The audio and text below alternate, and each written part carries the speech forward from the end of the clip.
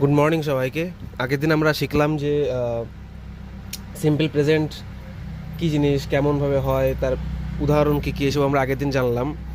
তো অসংখ্য ধন্যবাদ সবাইকে আমার ভিডিও দেখার জন্য।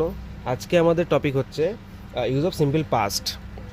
তার আগেই বলে নিই, যারা যারা আমার ভিডিওটা দেখছো একটু চ্যানেলটা সাবস্ক্রাইব করে দিও, আমাকে গ্রো করতে হেল্প করো, এবং প্রতিদিন এরকম নতুন নতুন ভিডিও সকাল সকাল আসবে এবং আপনারা ভিডিওটা দেখবেন। এই ভিডিও শুধু বাচ্চাদের জন্য না, এই ভিডিও বড়দের জন্য, যাতে বাবা মারাও এই ভিডিও মানে গ্রামার সম্পর্কে, ইংরেজি সম্পর্কে কিছু অন্তত জানতে পারে এবং তাদের বাচ্চারা তাদের জিজ্ঞেস করলে কিছু অন্তত বলতে পারে।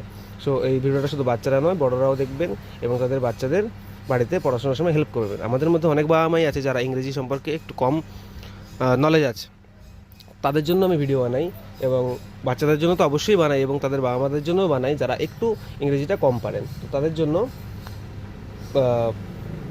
আমার এই চ্যানেলটা। সো সকলেই আমার এই ভিডিওটা দেখবেন।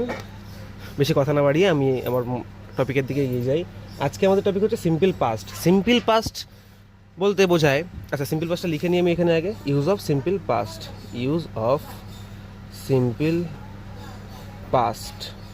আমরা সকলেই জানি যে টেন্স তিন প্রকার হয়, প্রেজেন্ট টেন্স, পাস্ট টেন্স এবং ফিউচার টেন্স। আগের দিনে আমরা জানলাম প্রেজেন্ট টেন্স মানে সিম্পল প্রেজেন্ট। প্রেজেন্ট টেন্সের এরকম অনেক ভাগ আছে, আমরা আস্তে আস্তে সেগুলো জানবো। প্রথমে একদম সাধারণ থেকে শুরু করছি। প্রথমে সিম্পল প্রেজেন্টে কী ছিল? অ্যামিজারের ব্যবহার, বা সাধারণ বর্তমানকালে ছিল অ্যামিজারের ব্যবহার। আজকে আমরা সিম্পল পাস্টের দিকে এগিয়ে যাচ্ছে। সিম্পল পাস্ট, পাস্ট মানে এখানে হচ্ছে অতীতকাল, এবং সিম্পল পাস্ট বলতে আমাদের এখানে বুঝে নিতে হবে যে মানে দুটো ওয়ার্ড মাথায় রাখতে হবে, যে ওয়াজ এবং ওয়ার। যেমন আগেরটায় সিম্পল প্রেজেন্টে ছিল অ্যামিজার, সেরকম সিম্পল পাস্টে থাকবে ওয়াজ এবং ওয়ার। বোঝা গেল? এই ওয়াজ ওয়ার এর ইংরেজি এবং এর বাংলা মানে হচ্ছে ছিল। ওয়াজের মানে ছিল। এই সিম্পল পাস্ট টেন্সে ব্যবহার করা হয় মানে অতীতকালে কোনো ব্যক্তি বা বস্তুর গুণাবলী বোঝাতে বা পরিচয় বর্ণনা করতে। যেমন আগের দিন ছিল বর্তমানকালে কোনো ব্যক্তি বা বস্তুর গুণাবলী বর্ণনা করতে, সেরকম আজকে হচ্ছে মানে পাস্ট, সিম্পল পাস্টে হচ্ছে অতীতকালে কোনো ব্যক্তি বা বস্তুর গুণাবলী বর্ণনা করতে সিম্পল পাস্ট বা ওয়াজওয়ার ব্যবহার করা হয়ে থাকে। আচ্ছা, ওয়াজওয়ারের যে ফরমেশন আগের দিন আমরা শিখেছিলাম subject plus am is are plus object, সেরকম ঠিক কিছুটা সেরকমই আজকে থাকবে। হচ্ছে সিম্পল পাস্টে থাকবে সাবজেক্ট প্লাস এখানে যে অ্যামিজারটা ছিল এখানে থাকবে was were, was were plus object. বোঝা গেল?